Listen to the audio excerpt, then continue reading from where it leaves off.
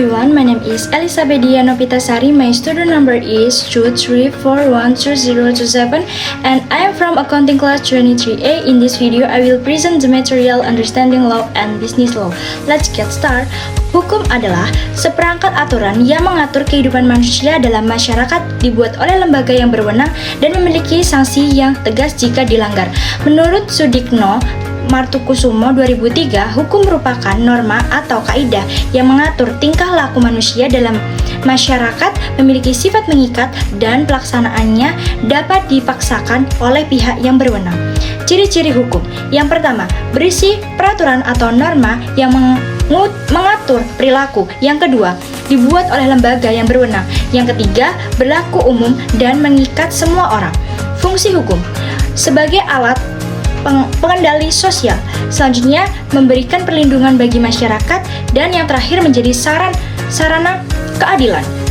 Sumber hukum adalah dasar atau asal mula dari berlakunya hukum. Dalam konteks Indonesia, sumber hukum terbagi menjadi 4. Yang pertama, sumber hukum tertulis UUD 1945, Undang-Undang, Peraturan Pemerintah, Peraturan Menteri, dan Peraturan Daerah.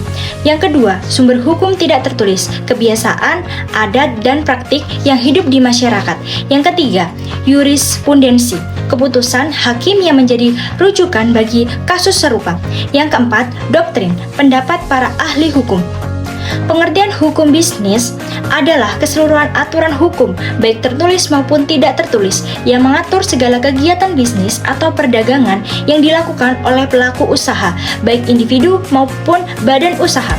Menurut Munir Faundi 2005, hukum bisnis adalah seperangkat kaidah hukum yang mengatur tentang tata cara pelaksanaan kegiatan dagang, industri, atau keuangan yang berhubungan dengan produksi maupun pertumbuhan barang dan jasa.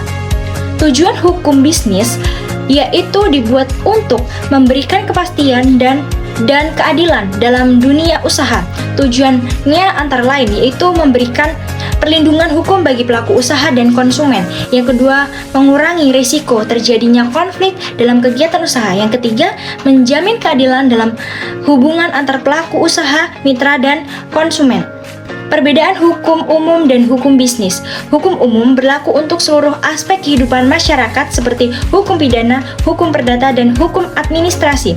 Hukum bisnis berfokus mengatur kegiatan usaha, perdagangan, dan hubungan antar pelaku bisnis.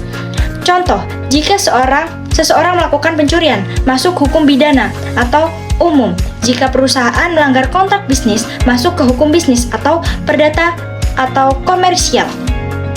Pentingnya mempelajari hukum bisnis. Mahasiswa dan pelaku usaha perlu memahami hukum bisnis karena yang pertama, dunia usaha penuh dengan kontrak perjanjian dan bekerja sama yang membutuhkan dasar hukum. Yang kedua, kesalahan dalam hukum dapat menimbulkan kerugian besar, baik secara finansial maupun reputasi.